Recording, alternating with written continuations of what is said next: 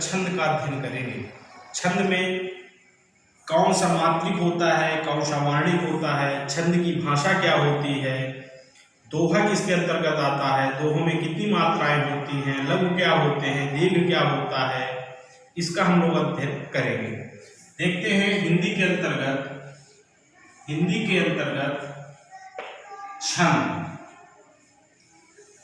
छंद का अध्ययन करेंगे। छंद की हिंदी में हम छंद की जो भाषा होती है, छंद की भाषा जो होती है, कौन सी भाषा होती है, पिंगल भाषा होती है। कौन सी भाषा होती है, छंद की जो भाषा होती है पिंगल भाषा होती है। हिंदी में छंद की भाषा क्या होती है, पिंगल भाषा होती है। क्यों होती है, क्योंकि पिंगल ऋषि के द्वारा छंद को बनाया गया, जिसलिए छंद की भाषा क्या हो गई, पिंगल मानी जा रही है। छंद कितने प्रकार के होते हैं, छंद मुख्यतः दो प्रकार के होते हैं। एक होता है मात्रिक छंद, क्या होता है, मात्रिक। एक होता है वर्णिक छंद। मात्रिक छंद जिसमें मात्राओं के द्वारा शब्दों का क्रम निर्धारित किया जाता है, वाक्य में उसे मात्रिक कहते हैं। वर्णिक में जिसमें वर्णों के द्वारा किसी वाक्य में शब्दों का क्रम निर्धारित किया जाता है, उसे वर्णिक छंद कहते हैं।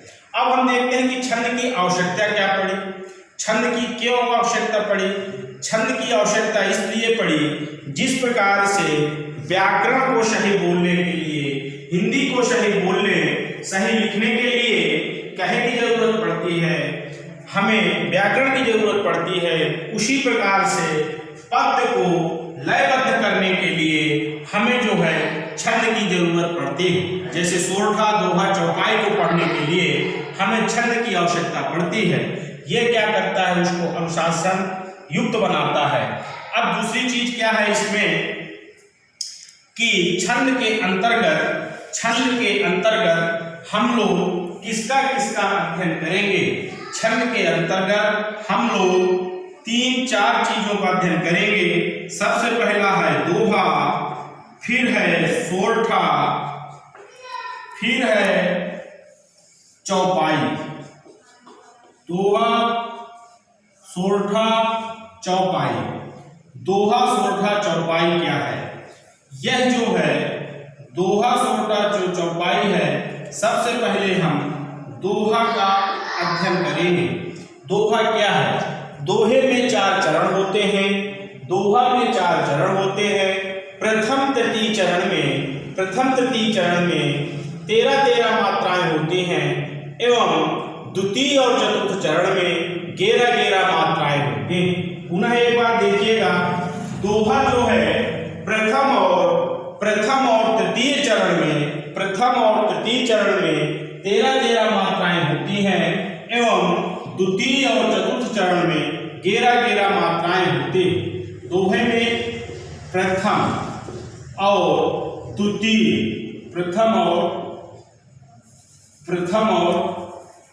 तृतीय चरण में, प्रथम और तृतीय चरण में 13 मात्राएं और द्वितीय और चतुर्थ चरण में 11 मात्राएं होती हैं। सबसे पहला प्रश्न आपसे पूछेगा कि छंद की भाषा क्या होती है। छंद की भाषा पिंगल भाषा होती है। छंद के दोहा में कितने चरण होते हैं, दोहे में 4 चरण होते हैं। दोहे के प्रथम और तृतीय चरण में कितनी मात्राएं होती हैं, दोहे के प्रथम और तृतीय चरण में 13 मात्राएं होती हैं, एवं द्वितीय और चतुर्थ चरण में 11 मात्राएं होती हैं। यह नेक्स्ट प्रश्न, पहला प्रश्न ये हो गया। दूसरा प्रश्न पूछेगा कि दोहा जो है सममात्रिक छंद है कि विषम मात्रिक छंद है कि अर्ध सममात्रिक छंद है। दोहा क्या है, दोहा जो है अर्ध सममात्रिक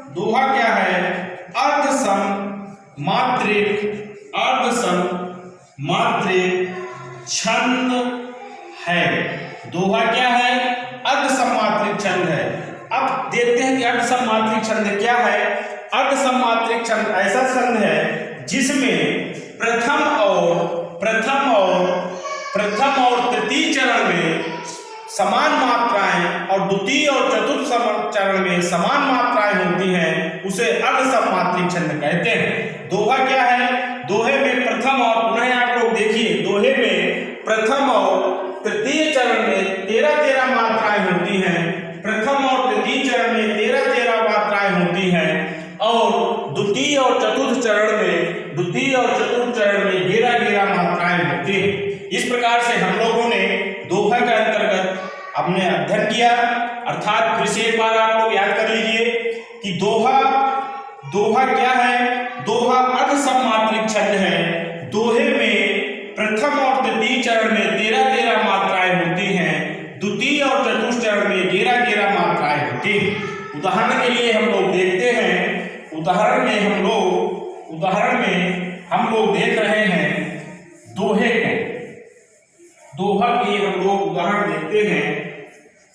दोहे में क्या उदाहरण है? दोहा का उदाहरण है, मेरी भव बाधा हरो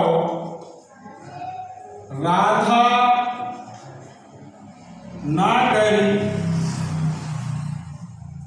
सोई। मेरी भव बाधा हरो राधा नागर सोई, जा तन की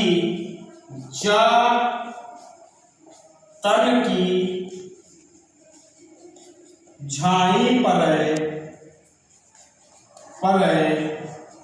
श्याम हरित दुति होई। अर्थात क्या कह रहा है? मेरी भव बाधा हरो राधा नागर सोई, जा तन की झाई परै श्याम हरित दुति होई। अर्थात ये क्या है? अब इसको हम लोग देखेंगे। मैं एक बार आपको फिर बता रहा हूं, जिस वाक्य को या जिस शब्द को पढ़ने में मुंह ज्यादा खुले उसे दीर्घ कहते हैं, अर्थात उसको 2 मात्रा मान लेते हैं। जिसमें कम मुंह खुले जिस वाक्य को या जिस शब्द को पढ़ने में, उसको छोटा लघु मानते हैं और उसको क्या मान लेते हैं? एक पाय मान लेते हैं। अर्थात एक और ये क्या है? लघु है, इसको बोलते हैं लघु और इसको बोलते हैं दीर्घ। मात्राओं की गणना करने के लिए हम इनका प्रयोग करते हैं। जैसे मेरी भव बाधा हरो राधा नागरी, राधा ये बड़ा है, नागरी सोई, जा तन की झाई परै श्याम हरित दुति होई।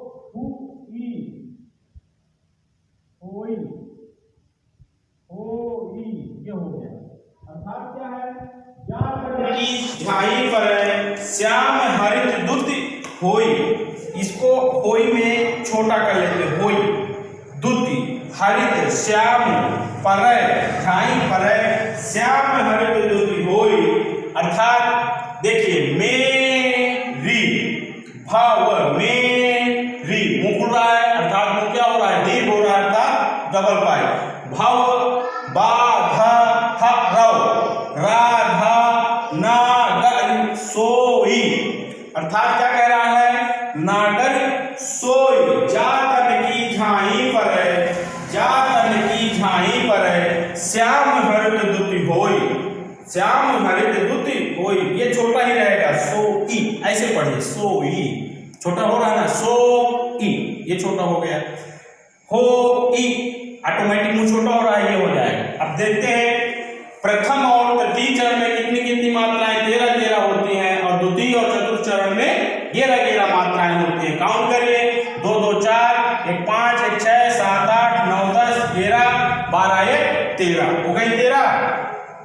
फिर प्रथम और तृतीय चरण में प्रथम द्वितीय तृतीय 2 3 4 5 6 7 8 9 10 11 12 1 13 हो गई प्रथम और तृतीय चरण में। और द्वितीय और चतुर्थ चरण में 11 मात्राएं होती है। 2 2 4 4 2 6 7 8 9 10 11 हो गई 11 मात्रा। फिर देख लीजिए इसको गिन लीजिए 2 1 3 4 5 6 7 8 9 10 11 झाई पर श्याम ये है 2 1 3 4 5 6 7 8 9 10 11 अर्थात हमारी क्या है बिल्कुल सही हो रही है। क्या है फिर से देख लीजिए दोहे में 4 चरण होते हैं।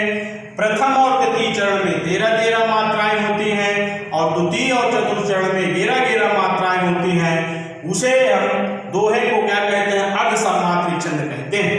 नेक्स्ट क्या है हम दोहे के बाद सोरठा पढ़ते हैं। दोहे के बाद क्या है सोरठा। सोरठा जो होता है सोरठा दोहे का क्या होता है। सोरठा जो है दोहे का उल्टा होता है। सोरठा जो होता है सोरठा जो होता है ये जो है दोहे का उल्टा होता है। दोहे का क्या होता है ये उल्टा होता है। अर्थात दोहे में क्या होता है दोहे में प्रथम और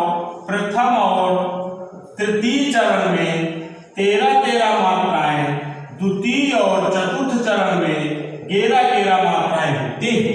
सोरठा में क्या होगा सोरठा में प्रथम और तृतीय चरण में सोरठा में प्रथम एवं तृतीय चरण में प्रथम और तृतीय चरण में 11 मात्राएं होंगी एवं द्वितीय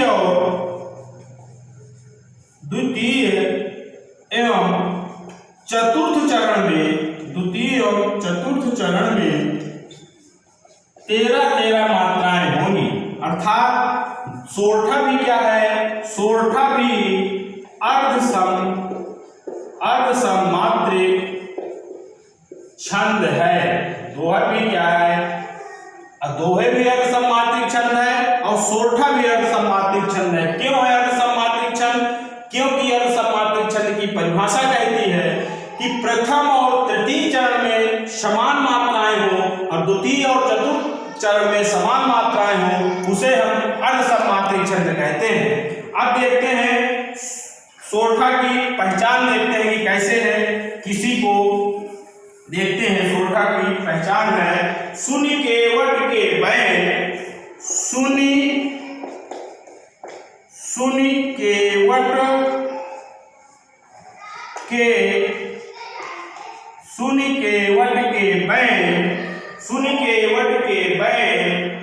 सुनि केवट के बैन प्रेम लपेटे अटपटे प्रेम लपेटे अटपटे क्या कह रहा है सुनि केवट के बैन प्रेम लपेटे अटपटे बिह से करुणा रैन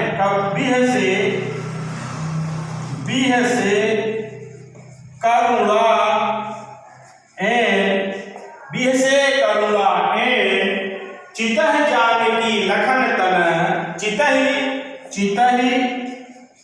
चितहि जानकी लखन तन बिह से करुणा नयन चितहि जानकी लखन तन। क्या कह रहा है इसको सुनिए सुनि केवट के बैन प्रेम लपेटे अटपटे बिह से करुणा नयन चितहि जानकी लखन तन। पहला क्या है सुनि केवट के बैन सुनि सु क्या होगा बोलिए जैसे सु क्या मुंह छोटा बोल रहा है सु हो गया। फिर क्या है सुनि ये हो गया केवट के बैन प्रेम लपेटे अटपटे 1 2 3 4 5 6 7 8 9 10 11। अर्थात सोरठा क्या होता है जस्ट अपोजिट होता है। प्रथम और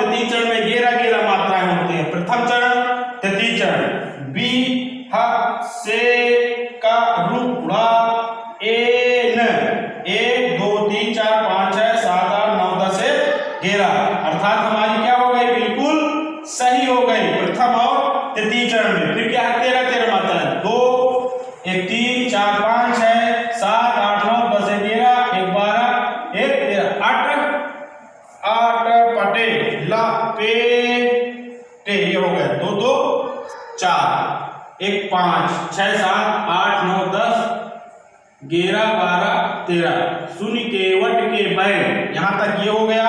फिर देखते हैं 2 1 3 1 4 5 6 7 8 9 10 11 12 1 13, बिल्कुल सही है हमारा। फिर इसमें भी देखें ची ची ता ही जान की ला खा न ता न, फिर इसको देख लीजिए, आप भी लीजिए, बिहसे करुणा ए चीता ही 1 2 3 4 5 6 7 8 9 10 11 12 1 13, बिल्कुल हमारा क्या हो गया, ये सही हो गया है। सोरठा क्या है, अर्धसमात्रिक छंद है। प्रथम और तृतीय चरण में 11 मात्राएं और द्वितीय और चतुर्थ चरण में 13 मात्राएं होती हैं। सोरठा क्या है, अर्धसमात्रिक छंद है। प्रश्न पूछेगा आपसे, कि सोरठा दोहे का उल्टा होता है। प्रश्न पूछेगा, दोहे का उल्टा होता है, क्या होता है, दोहे का उल्टा सोरठा होता है, पहला प्रश्न। दूसरा प्रश्न आपसे पूछेगा कि सोरठा में प्रथम और तृतीय चरण में कितनी मात्राएं होती हैं। प्रथम और तृतीय चरण में 11 मात्राएं होती हैं और द्वितीय और चतुर्थ चरण में 13 मात्राएं होती हैं, क्योंकि दोहे का क्या होता है, उल्टा होता है। तीसरा प्रश्न पूछेगा कि सोरठा सममात्रिक छंद है कि अर्धसममात्रिक छंद है कि विषममात्रिक छंद है। दोहा क्या है, अर्धसममात्रिक छंद है। जो आपसे प्रश्न बन रहे हैं मैं आपको बताते चल रहा हूं, परिभाषा भी आप ध्यान दीजिए और यहीं पर याद करना है। नेक्स्ट हम लोग देखेंगे छंद के अंतर्गत चौपाई का अध्ययन करेंगे। चौपाई में क्या होता है, चौपाई में 4 चरण होते हैं। चौपाई में 4 चरण होते हैं। प्रत्येक चरण में 16 मात्राएं होती हैं। प्रत्येक चरण में 16 मात्राएं होती हैं। अंत में 2 गुरु शुभ माने गए हैं। छंद में हम लोग अब चौपाई का अध्ययन कर रहे हैं। चौपाई में क्या होते हैं, चौपाई में सबसे पहला प्रश्न, चौपाई में कितने चरण होते हैं। चौपाई में 4 चरण होते हैं। प्रत्येक चरण में 16 मात्राएं होती हैं। क्या होती हैं, प्रत्येक चरण में कितनी मात्राएं होती हैं, 16 मात्राएं होती हैं। अर्थात चौपाई क्या है, चौपाई जो है, ठीक तो है, चौपाई क्या है, सममात्रिक छंद है। चौपाई क्या है, सममात्रिक छंद है। सम का मतलब ये है कि जिस चौपाई में या जिसमें प्रत्येक चरण में समान मात्राएं होती हैं उसे क्या कहते हैं, उसे हम सममात्रिक छंद कहते हैं। जैसे हम लोग इसका देखेंगे, बंदहु गुरुपद पदुम परागा, बंदहु गुरुपद पदुम परागा,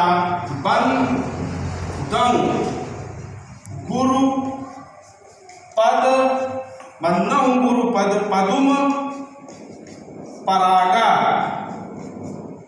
अमीय मूरी में बंदहु गुरुपद पदुम परागा, अमीय मूरी मैं चूरन चारू, बंदहु गुरुपद पदुम परागा, अमीय मूरी मैं चूरन चारू, शमन सकल भव रुज परिवार, बंदहु गुरुपद पदुम परागा, अमीय मूरी मैं चूरन चारू। ये तीसरा चरण हो गया। इसको अगर हम अभी इसको हटा दें कोई दिक्कत नहीं है। पहले देखते हैं, बंदहु गुरुपद पदुम परागा, सुरुचि सुभाष सरस अनुरागा। ऐसे भी कर ले, सुरुचि सुभाष सरिस अनुरागा, अमीय मूरी मैं चूरन चालू, समन सकल भव रुज परिवारु बंद उंगु पद पद्म परागा। अब यहीं पर हम लोग पहले मिला ले बंद उ गुरु गुरु पद पद्म परागा 2 3 4 5 6 7 8 9 10 11 12 13 14 15 गुरु, ये हो गया गुरु पद्म परागा। 2 1 2 3 4 5 6 7 8 9 10 11 12 13 14 15 1 16 नहीं यही है, सही है, ये गुरु लघु ही होगा। ऐसे मुंह से निकालिए बंद उ गुरु गुरु पद पद्म परागा। 2 2 4 5 6 7 8 9 10 11 12 13 14 15 16 अर्थात प्रत्येक चरण में 16 मात्राएं होती हैं। वो हमारा सही हो रहा है। सु रुचि सुभाष सरिस अनुरागा।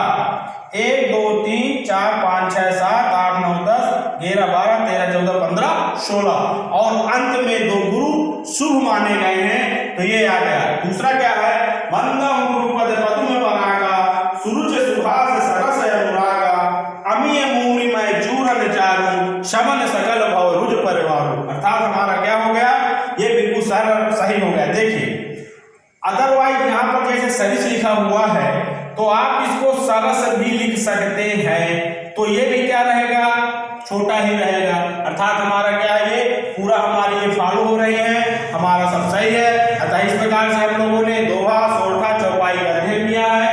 नेक्स्ट हम लोग कल इसके बाद बरवे वगैरह देखेंगे और रस का अध्ययन करेंगे। Okay, thank you.